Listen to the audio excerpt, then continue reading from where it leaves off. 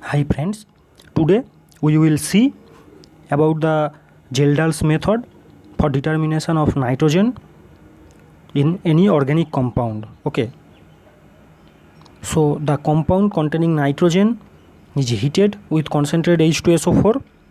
Nitrogen in the compound gets converted into ammonium sulfate.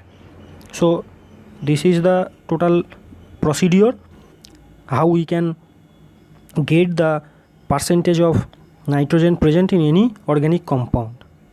Coming to this diagram, so in this diagram it is a flask where we have taken the organic compound along with concentrated H2SO4 and we are heating the mixture. So what will happen? The organic compound reacts with H2SO4, concentrated H2SO4, to give us ammonium sulfate. So we will get this ammonium sulfate. Now we have taken this ammonium sulfate in this round bottom flask along with this sodium hydroxide and we are heating it. So the reaction of ammonium sulfate along with NaOH will give us sodium sulfate plus ammonia plus water. Okay, the ammonia will be in the vapor state, so it will come in this way and it will go in the condenser. So here the water inlet and this is water outlet. So in this condenser ammonia will be converted into liquid state and will go in this flask where we have taken concentrated H2SO4. So known amount of excess concentrated H2SO4 has to be taken.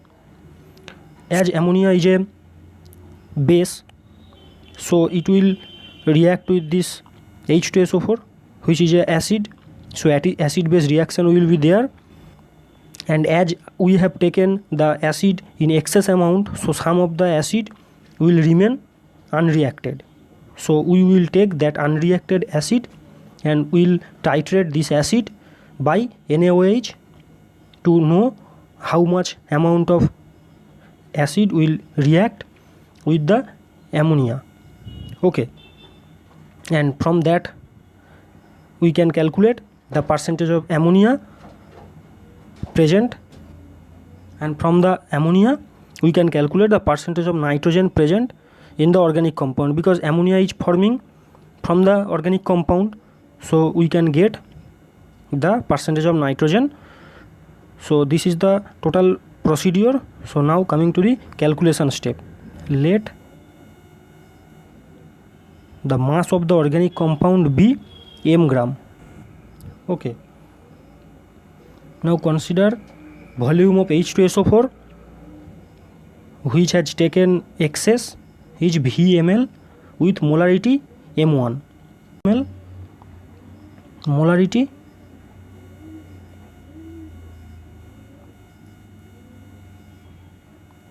of acid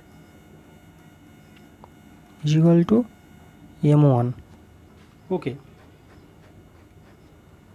now consider the volume of NaOH of molarity m2 used for the titration of excess of H2SO4 equals to V1 ml. So you are actually, what happens, you are taking the excess amount or the unreacted H2SO4 and you are doing a titration with NaOH. So the reaction will be like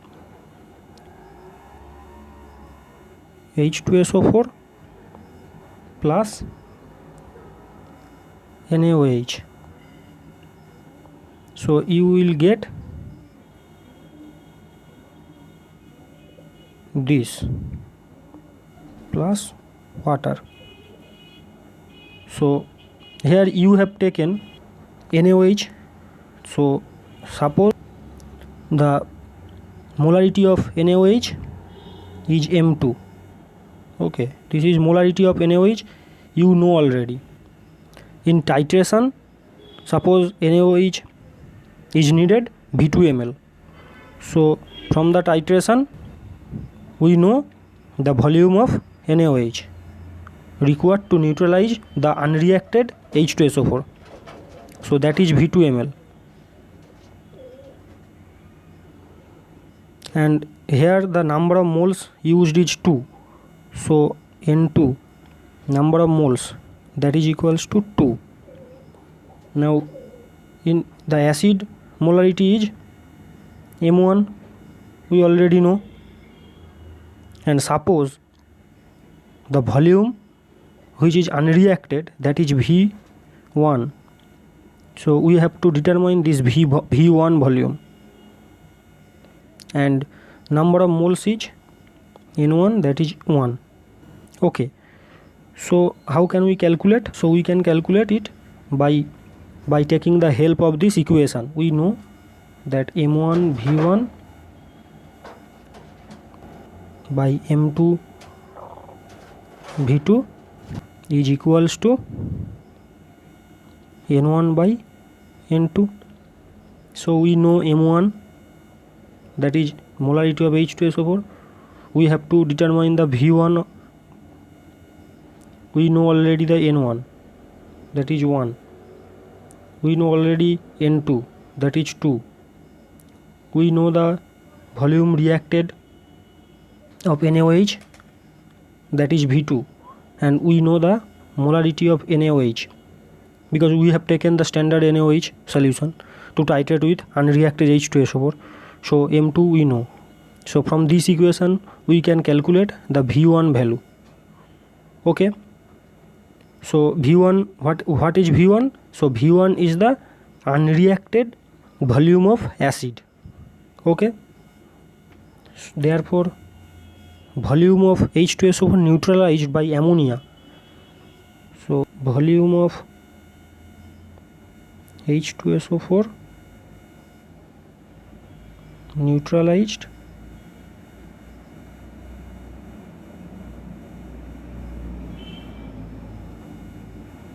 by ammonia, that will be V minus V1, because total volume of H2SO4 we have taken VML, and the unreacted H2SO4 is being titrated with NaOH. So the volume we have calculated previously, the volume of unreacted H2SO4, that is V1. So unreacted H2SO4, if we subtract from the total volume of H2SO4, we can get the volume of H2SO4 neutralized by ammonia. So this is the volume which is neutralized by this ammonia. Now the reaction is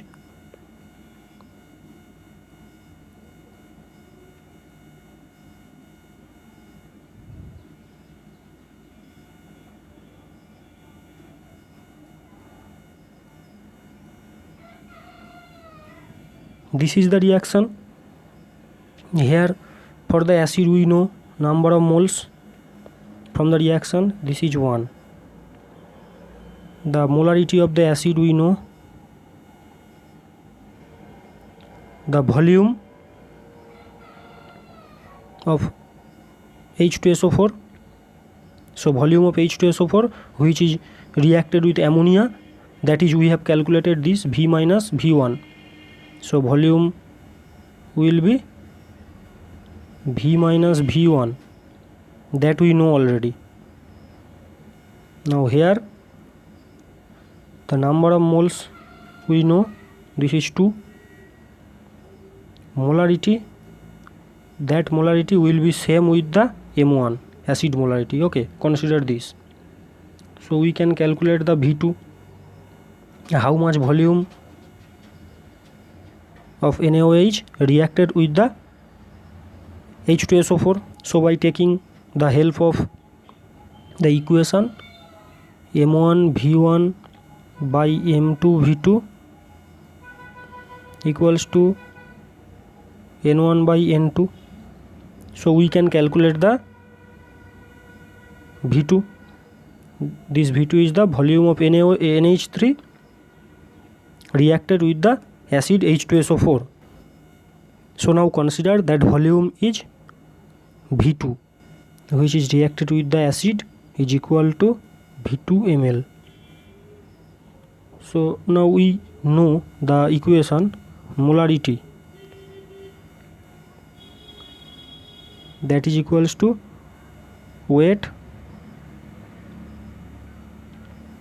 of ammonia divided by molar mass of ammonia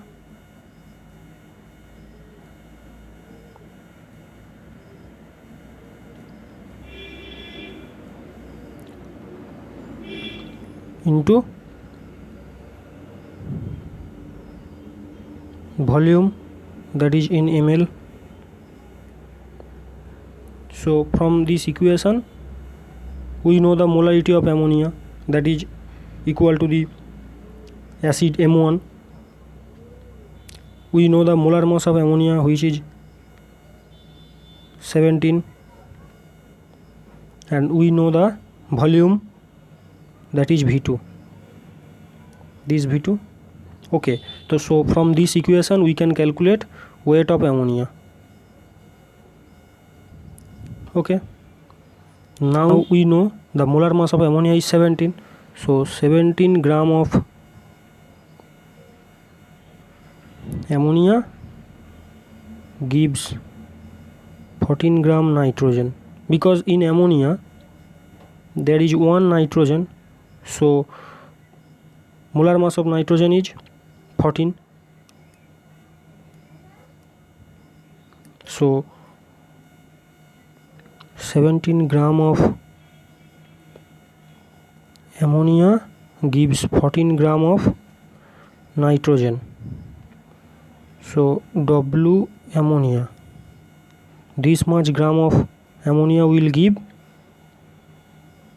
14 by 17 into W ammonia. So this gram of nitrogen. Okay, now we have taken the organic compound has the mass M. So M gram organic compound contains this much gram of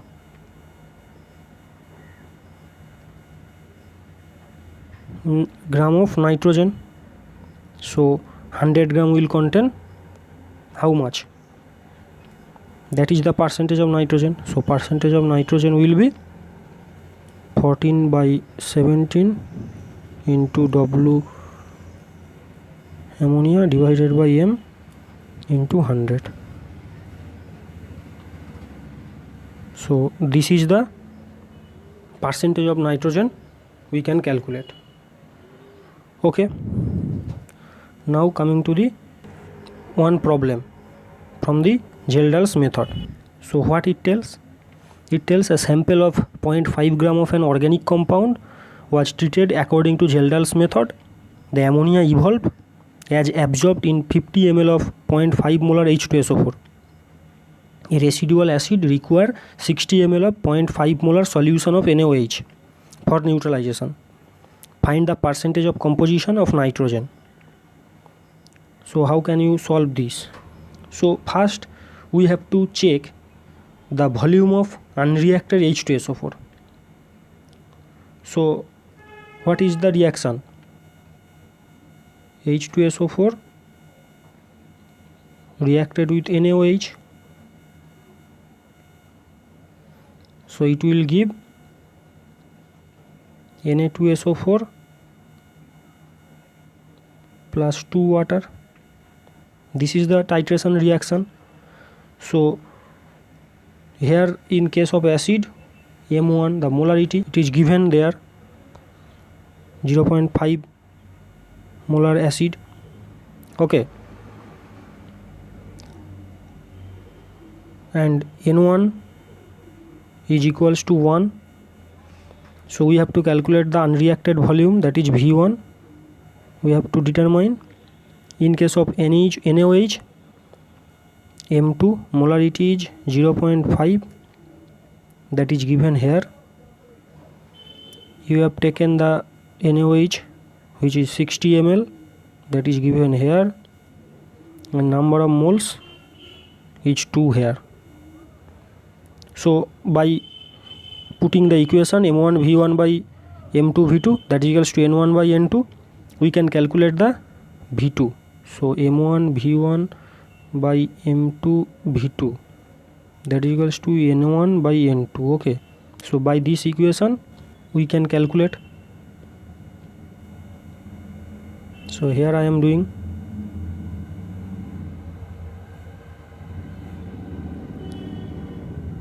So v1 will be how much?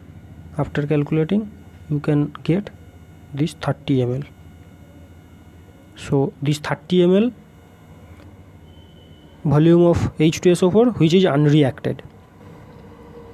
We can calculate the reaction of ammonia with H2SO4. So how much H2SO4 is reacted with ammonia then? This 30 ml H2SO4 is unreacted. So total volume of H2SO4 is 50 ml. So we can calculate the volume of H2SO4 reacted with the ammonia. That volume which is reacted with ammonia, that is total volume 50 minus unreacted 30, that will be like 20 ml, 20 silica gel. So like this. So now see here, this is stationary phase and you have loaded your sample. Now you put the mobile phase. So when the mobile phase is going, along with the mobile phase your sample is going also.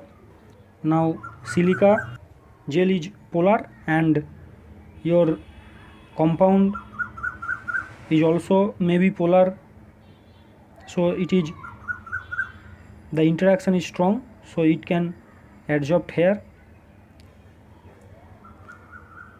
And if the impurities is not polar, so it will come here.